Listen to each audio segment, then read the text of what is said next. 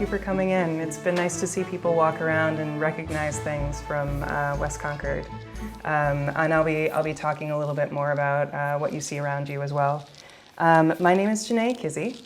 I've worked in archives since 2005 when I, desperate to get out of a job in the lingerie department at Macy's, applied for an archivist assistant position at Princeton University. 2 years and a few months ago, I had one of the luckiest turns in my career, in a very lucky archives career.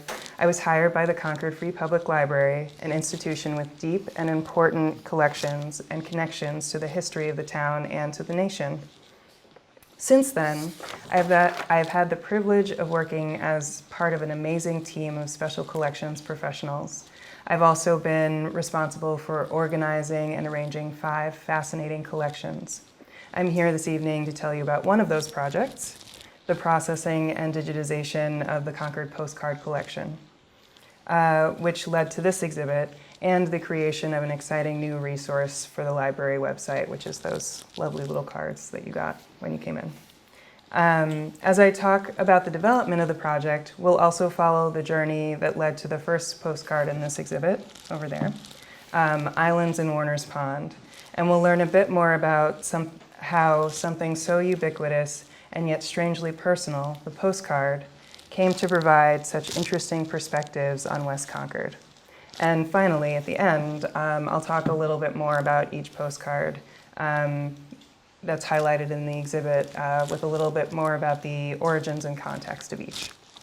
An intrepid photographer stood at the edge of Warner's Pond by Commonwealth Avenue and Concord Junction, or as we know it now, West Concord. The photographer had chosen this time of day because Warner's Pond filled up quickly with swimmers, fishermen, and canoers in the warm months. The spot was ideal because the ice houses on the opposite bank were obscured by trees, making for a slightly artificial but undeniably idyllic natural scene. Determined to reproduce the beauty of the landscape, the photographer handled the camera's heavy wooden case with care, mounting it on a tripod, aligning the viewfinding grooves with the horizon, and taking one last moment to make sure the scene was just right before pushing the brass button to open the shutter. Slowly, invisibly, the landscape etched itself upon film. The big sky with its hazy clouds, the water disturbed slightly by a gentle wind, and the islands bristling with trees were all captured and would endure long after the photographer was gone and the pond itself had changed forever. In the summer of 2015, I had just finished my first year as a project archivist for the William Monroe Special Collections at Concord Free Public Library. The project my title referred to had been a massive one. I had processed, to the very last folder, the records of the first parish in Concord. The collection consisted of about 280 boxes and volumes and covered 400 years of Concord history.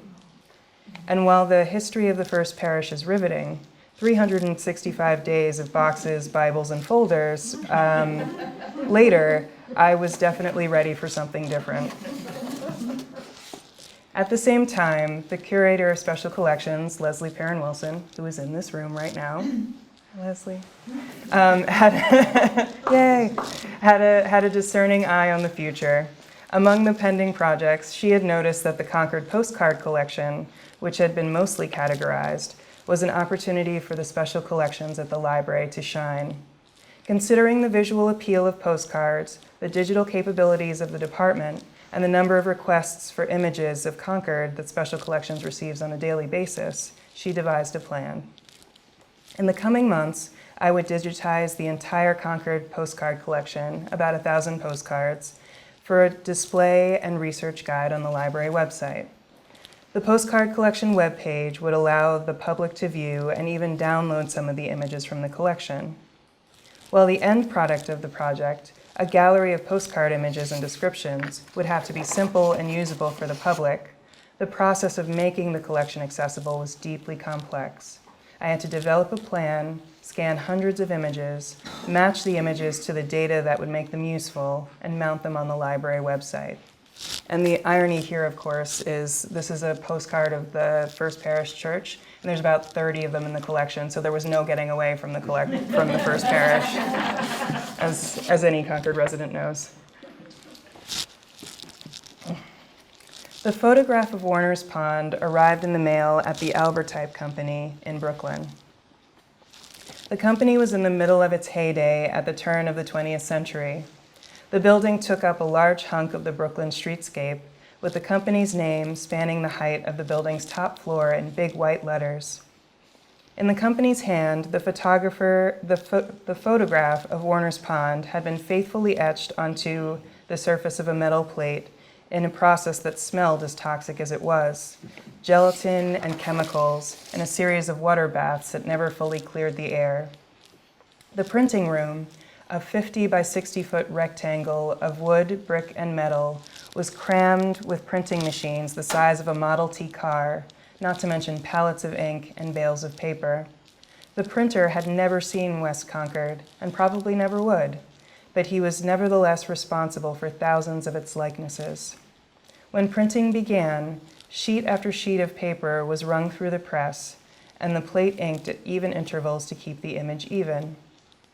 When the ink was dry, an artist who had never seen the way the light reflects off the water on a summer's day in West Concord would imagine it, wet a well-used paintbrush, and dip it into a rosy hue. Gradually, Warner's Pond at sunrise emerged by the hundredfold.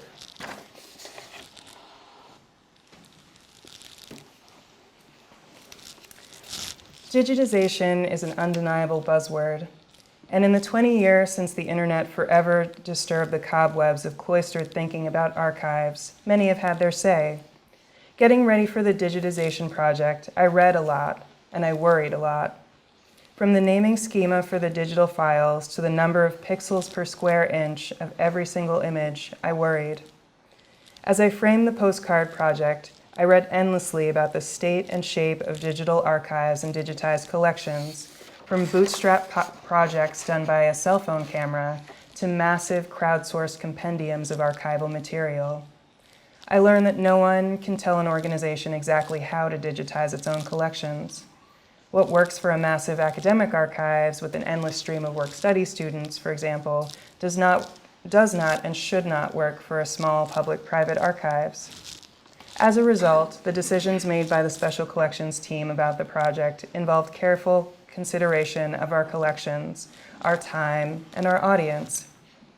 How could we best share our wonderful resource in the way that modern internet users are used to, in a way that made sense for the library? Over time, things fell into place. All of the images would be available in a size just big enough to get an idea of the image's content. For images assuredly out of copyright, larger images like these would be available.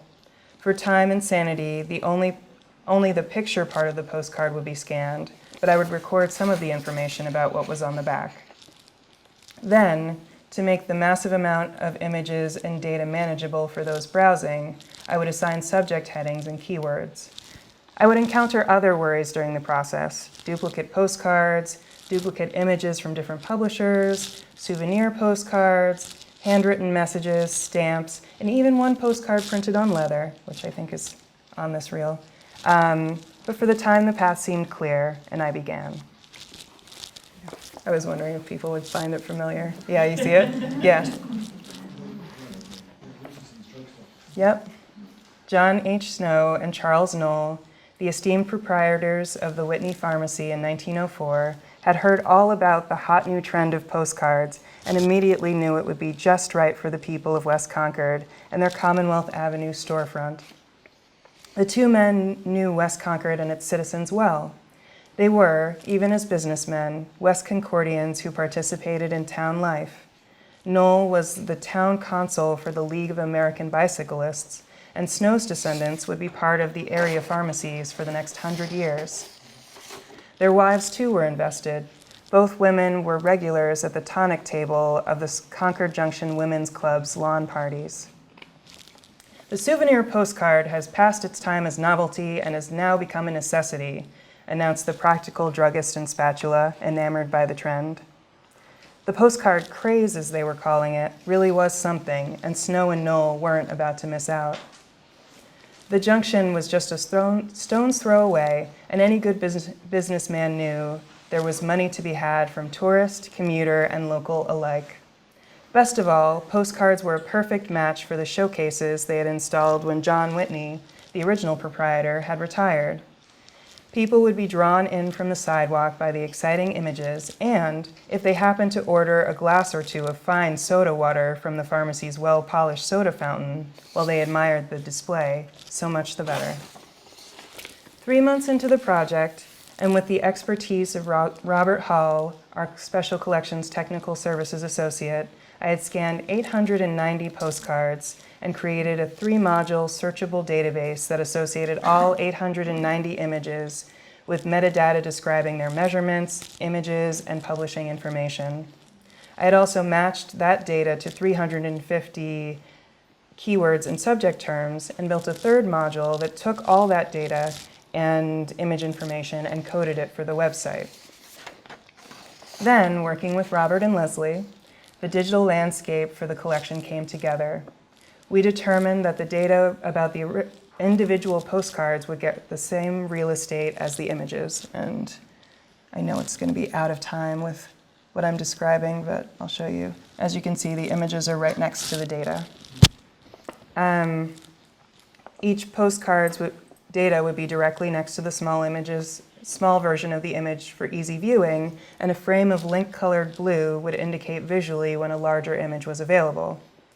We also spent some time thinking about how the overall context of the collection should be displayed. The About section, as we call it, contains much of the important and even essential data about the collection. It describes the collection's extent, a brief history of the postcard, and a detailed technical explanation of the digitization process. While that is fascinating to archivists and useful for the first-time visitor, we determined that the postcard images themselves should be the central focus. As a result, we gave the About information, its own page. The structure came together from all of these disparate factors. The collection would be displayed across 4 pages, 1 for the About section, 2 for the full run of postcard images and data, and 1 for the high-res images. What you're seeing right now is page 3 of 4, so this is H through Z. Other features would be included, the number of postcards under each subject heading, a page to view all high-resolution images at once, an index of cross-references and related terms, and alphabetical guides to the subject headings and index terms. Finally, I used a database to create links between all of the pages, each and every index and image link, and all the subject links. For those of you who like numbers, that's over 14,500 links, about 3,600 links per page. So that all the information was connected and easy to browse. With all the behind-the-scenes minutiae put in place, a simple, fun-to-browse web experience came into focus. The web pages debuted in July of this year and have already been an aid to researchers. Anyone can view the web pages, and anyone can use the larger images so long as they credit the library. In 1910, a man named Bill waded through the shallow water of Warner's Pond, dragging his canoe behind him to the shore by its nose. He was in a reflective mood, having spent time alone on the water, and he remembered the card his friend Nellie and Natick had sent to him. The next day, Bill found himself at the Whitney Pharmacy, looking over the rows and rows of images of Concord, Concord Junction, and the neighboring towns. They had the typical tourist sites like the Minuteman, the First Parish Church, and even photographs of the Damon Mill and the State Reformatory. The one he chose, the little lake he had canoed on earlier, was affordable, between 2 and 3 cents, not including the cost of a 1-cent stamp. Finally, with the sights and sounds of the pond on his mind, he wrote to Nellie about his day and the wonderful things he had seen. There wasn't a lot of room on the postcard, so he put it simply, a very pretty place. So that concludes the screen part of the presentation, and now I'll talk a little bit about the postcards around the room. The exhibit is 12 images from West Concord, West Concord has a fair representation in the collection with about 30 or so postcards. The majority of the West Concord images originated from the Whitney Pharmacy, which is where Saltbox Kitchen is now. And there's more information about the Whitney Pharmacy if you're interested in the display case at the top of the stairs. I chose each of these images because they showed some interesting aspect of West Concord life, while also showing the many different kinds of postcards in the collection. Starting from my right, your left, in the corner over there, is Warner's Pond, which also featured highly in my talk. It also includes the back of the postcard. Many of the notes that were on the 890, the collection is about 1,000 postcards, but only 890 original images, individual images. So in the 1,000 or so postcards, the notes were pretty much along these lines. Very sweet, very short. Some of them were mean, some of them were strange, some of them were in French. But they were basically along these lines. People visiting Concord or in Concord or passing through Concord, talking about their experience and just connecting with the people in their lives. This postcard is also an example of hand coloring in postcards, which was simpler and kind of all we had in the beginning of postcards in terms of getting some color. And then when we get all the way to the other side of the room, we'll talk a little bit about color printing and the labor involved in that. So next to those two are the two pictures of the train station. One hand-colored photograph was possibly taken from the since-lost third floor of the Concord Junction Hall Association building, which burned in 1906. The second is a real photograph postcard. That's the black and white one.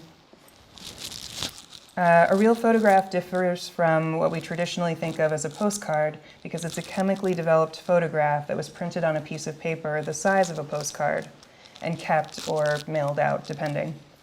Unfortunately, that photographic medium also predisposes it to damage, as you can see in this image. But it also makes real photographs often one of a kind. And we do have quite a few real photographs in the collection. And next to those, we have two postcards in different styles of falls and dams of the Assabet. Each demonstrates the town's pride in its manufacturing capabilities and its landscape. The oval style we see over here is a frequent motif in postcards from the early to mid 20th century and was evocative of the connection between postcards and greeting cards. And this postcard over here with the note on the front is from the beginning of postcards where you weren't allowed to write on the back of the postcard. That's from about 1890 to 1907. So some postcard companies gave you space in the front, some people just rebelled and just wrote on the front because they wanted to, but yeah, it was a pretty common practice. All right, so over on this side of the room, we see the West Concord Grammar School, which was located right over there on Main Street toward Commonwealth. It was built in 1887 and eventually combined with the Harvey Wheeler School, but the building has since been demolished. The next image should look rather familiar because it's directly across the street. And it's the West Concord Union Church. This image was taken just after the church's first building was moved and a new building was erected. This building was then expanded in 1961. Beside that, we see two factory buildings. One is the Strathmore Worsted Mill, once the Damon Mill, now the Damon Mill Square, which is used as office and retail space. Worsted, by the way, this is a fun fact if you don't already know, is wool yarn and woven wool fabrics.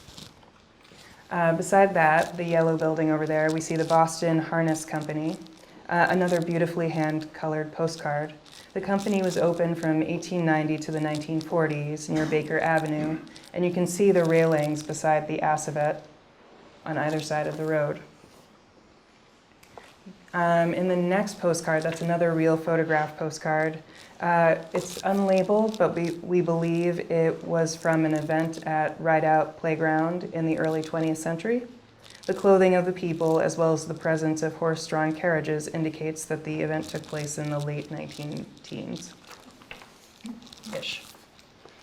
And then finally, in the corner, we have one non-West Concord postcard. I'm sorry, but it's it says on the postcard Concord Junction, but it's actually Deaconess Hospital, which was a predecessor of Emerson Hospital, and we removed it from the exhibit, and then we put it back in because it's a great example of halftone printing, which was sort of a midway between the hand painting of postcards we saw back in the day and the printing, the beautiful printing we're used to these days. As the poster explains, the printing process changed in the mid-20th century from lithography to printing using layers of dots called halftone. And we still see this process in newspapers, for example, today. And you can read more about that in Where Do the Dots Come From? All right. One of my favorite things about the collection is the casual visual glimpse of the past they provide. Because this craze so readily captured anything that might slightly catch the eye, there are many places represented in the collection that have changed over time, and places that we might not actively photograph now that are represented. For example, we see Commonwealth Avenue, a place we look at every day to the point of not seeing it, frozen in a moment that has become rare and special. We see lofts that were once factories as they were originally intended, and we vividly see the consequences of our choices as a town, a nation, and a planet on our landscapes. But I think the best then and now of postcards is simply the endurance of sentiment and human connection. As soon as the photograph was invented, we were anxious to share what our eyes saw with those we wished were closer, and that need remains to this day. Thank you.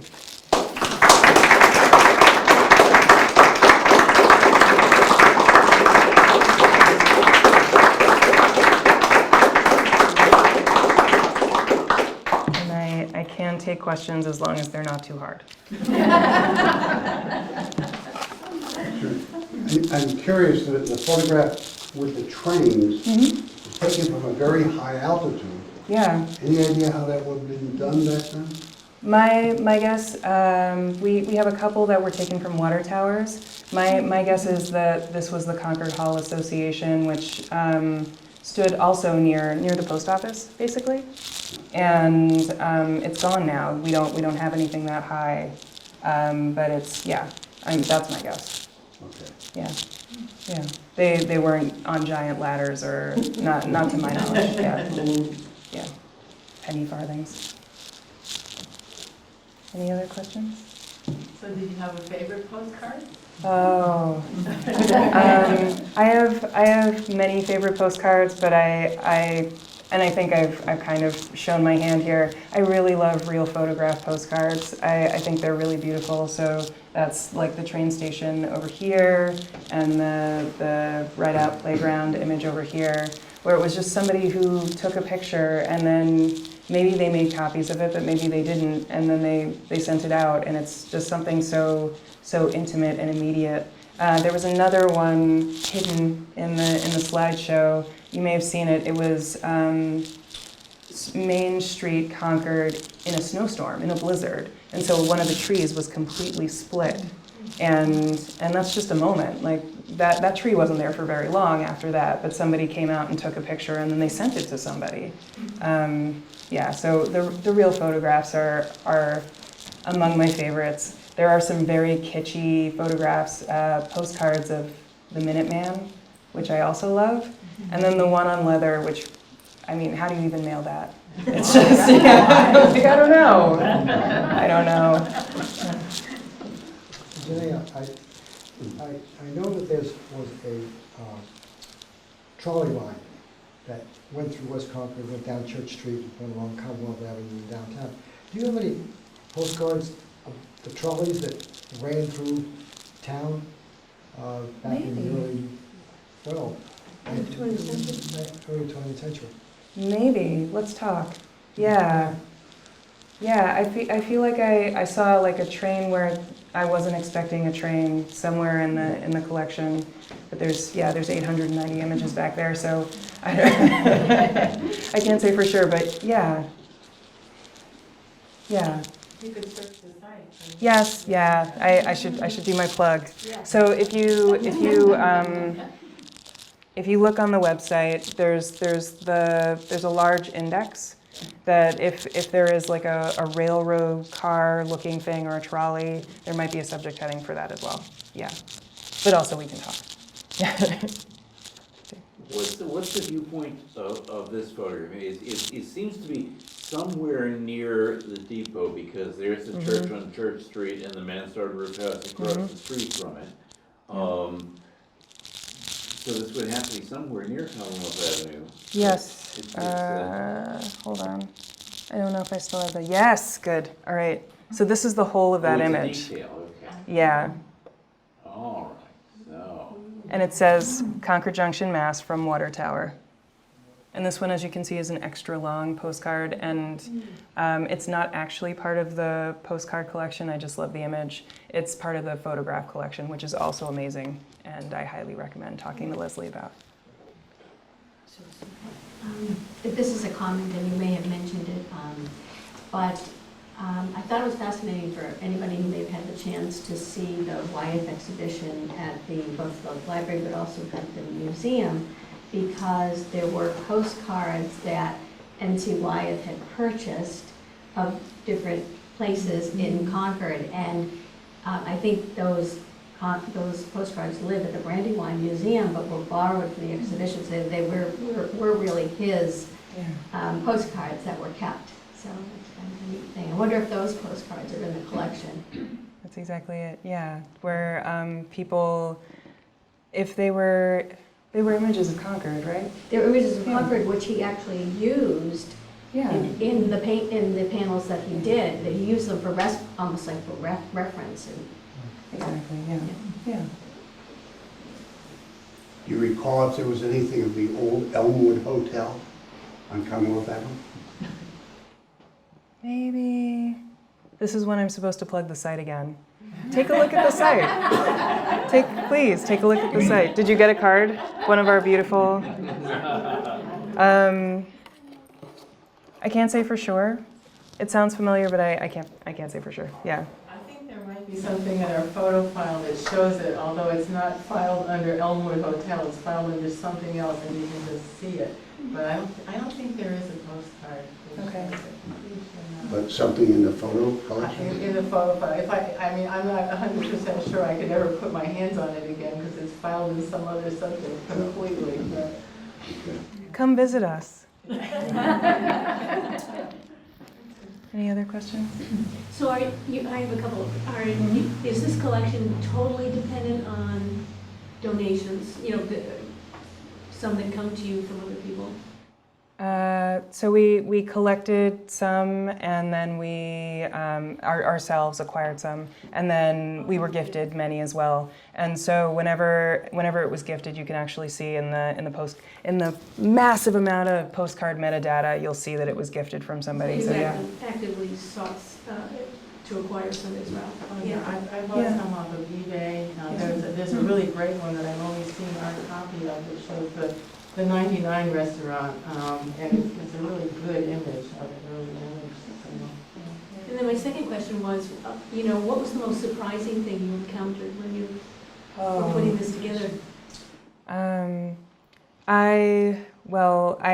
This might get a little boring because I'm deep down I'm an archivist, so the standards for digital images and taking care of digital images and organizing them is just fascinating, and there's been a lot of great organizations out there doing great work and how to categorize them and how to group them so that people can find them.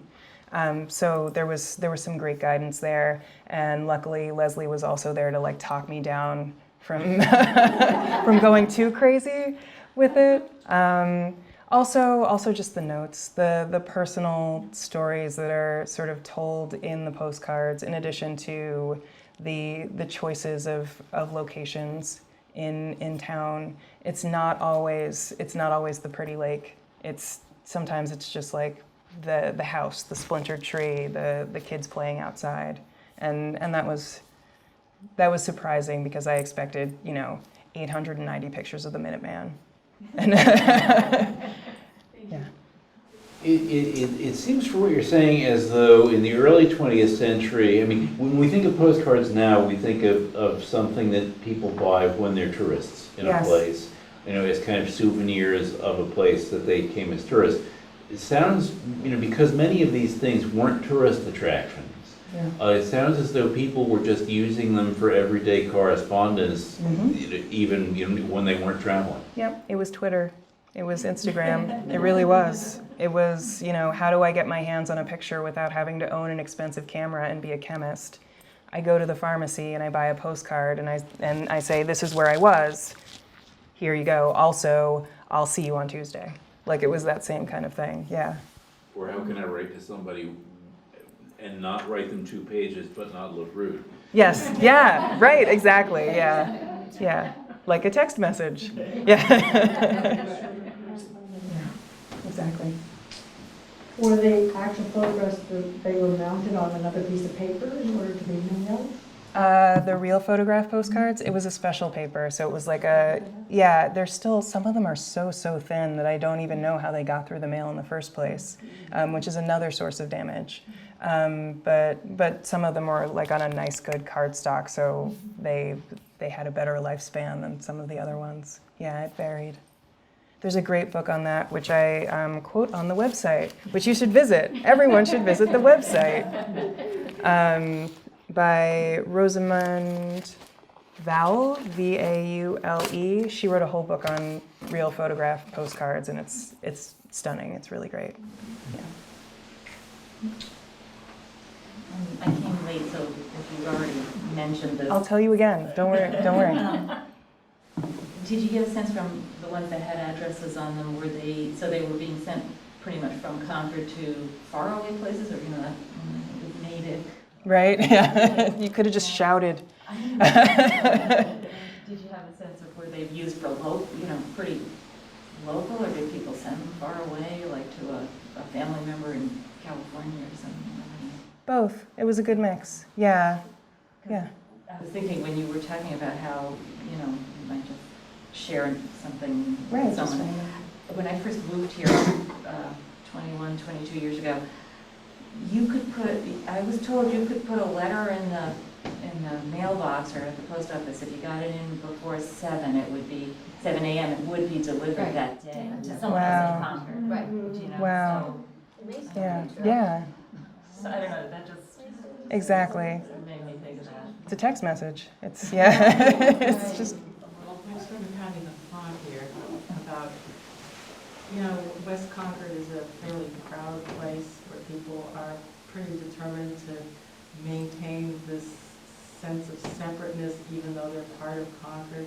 And I wonder if somehow these postcards of West Concord in particular aren't about that evolving sense of a neighborhood within a bigger place that wants to make sure it doesn't get swallowed up. Very much so. I think that's the Charles Whitney, Charles Knoll and John H. Snow. They, as people working at the Whitney pharmacy, I think they were a big part of that. They knew very well that they should not take only pictures of the Minuteman and bring them over here. They did local stuff, just things that no one else would think to see or love, but a West Concordian would know and want. Yeah, absolutely. Yeah. Please. Keep looking at this one over here, the river, stream, whatever it is. Where is it? Where? Is it long gone? Does it still exist? Westvale. So that's This one. Yeah, that's the mill. Isn't that by the? That would be near Damon Mill. Yeah, that's, Yeah. yep. It's got another name. You got it. I think of right now, but it's called something. Yeah, okay. Well, there's the Westdale development that's there, right? Exactly. Right. Yeah. Thank you, everybody, for answering the question. Yeah. We're all like, I didn't even need to be here. Kind of related to the question about the kind of distinct identities of Concord and West Concord. Route 2 is sort of what we think of as the geographical barrier, but that didn't come through until what, the 1930s? Yeah. So was the river the geographical? Was the railroad? The railroad. Yeah. It was the railroad, for sure. I mean, hence the name of the town. The thing that wound up unifying the town was the fact that there was a junction here, and then there were different separate neighborhoods based upon the mills. I think that's where we get the mill area, and then the junction, and then it all kind of came together. So yeah, I think it was the railroad. Leslie can tell me different. Until, I'm not sure how long ago it was, but West Concord had its own zip code until probably 20 years ago. Then it got Yes. merged, yeah. Wow. Then it got merged because it was, the industrial community was down here, it was the That's balloon it. factory, Yeah. and all of these things. And the communications between town people down in Concord and West Concord, basically, the people who communicated were the Damons, because they own a mill, and Mr. Damon, I think, was made or inducted into the social circle, but he was just one person. And it's basically, there was that back and forth conversations between the people of Beans, and everyone else was basically manned the mills, made the harnesses. In fact, the harnesses that were made in the harness factory, they were, during the First World War, there were harnesses there that were made for the Russian Army. So I mean, there's a lot of history in terms of what went on, but it was basically separate Right. for that reason, different economics. There we go. Yeah, which is where you put your train station. Yeah. And which was called the Union Station, like every station at the time. Right. Thank you, everybody. I'll linger if anybody wants to ask me questions one-on-one. But thank you all for your time, and thank you for joining